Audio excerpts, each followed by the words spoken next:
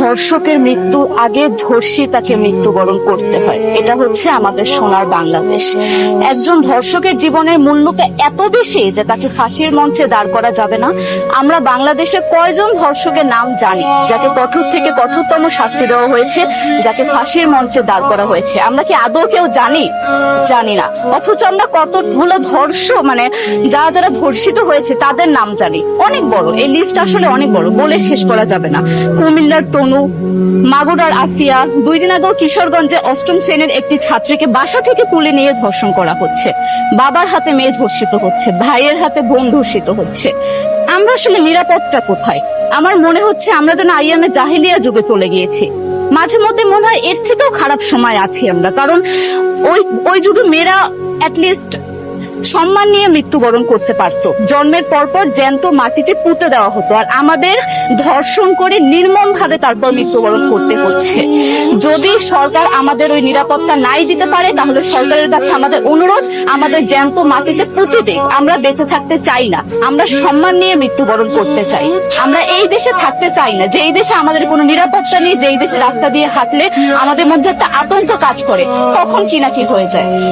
আইন উপদেষ্টা বললেন যে ধর্ষকের নাকি ফাঁসি দেওয়া সম্ভব হবে না, তাহলে নাকি নিরীহ মানুষকেও মাঝে মধ্যে ফাঁসির ব্যবস্থা করা, মিথ্যা মামলায় ফাঁসিয়ে দিয়ে ফাঁসির ব্যবস্থা করা হতে পারে।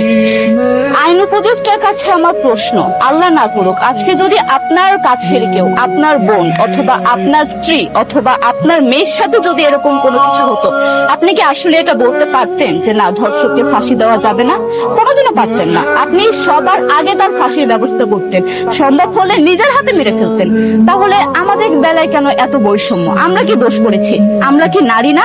আমরাও তো কারো বোন, আমরাও তো কোনো বাবার সন্তান, আমাদেরও তো বেঁচে থাকার অধিকার আছে, তাই না? কিছু হলে মেয়েদের পোশাকের দোষ দেওয়া হয়। আমার কাছে প্রশ্ন, একটা 8 বছরের শিশুর মধ্যে এরকম কি থাকতে পারে যেটা একটা পুরুষকে অ্যাট্রাক্ট করবে, যেটা একটা পুরুষকে সিরিয়াস করবে? সেরকম হলে আসলে ধর্ষণ করা হতো সবসময় প্রাপ্তবয়স্ক মহিলাকে। কিন্তু আমরা আসলে পরিসংখ্যান গবেষণা করলে দেখতে পারি যে ধর্ষক সবচেয়ে বেশি করা হচ্ছে শিশুদেরকে, কিশোরীদের সবচেয়ে বেশি ধর্ষণ করা হচ্ছে। দৃষ্টিভঙ্গি পরিবর্তন করুন, চিন্তা ভাবনা পরিবর্তন করুন, ধর্ষকদের আইনের আওতায় আনুন।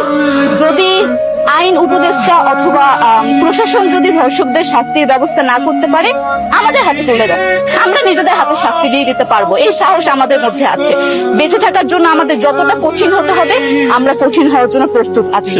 আমরা ফাঁসি চাই, ধর্ষকদের কঠোর থেকে কঠোরতম শাস্তি চাই। যতদিন না পর্যন্ত ফাঁসি দেওয়া হবে, যতদিন না পর্যন্ত ধর্ষকদের শাস্তির ব্যবস্থা করা হবে, আমরা আমাদের আন্দোলন অব্যাহত রাখবো। দরকার হলে আমরা শিক্ষা প্রতিষ্ঠান বন্ধ করে দিব, তবুও আমরা থামবো না। এটাই আমাদের দাবি।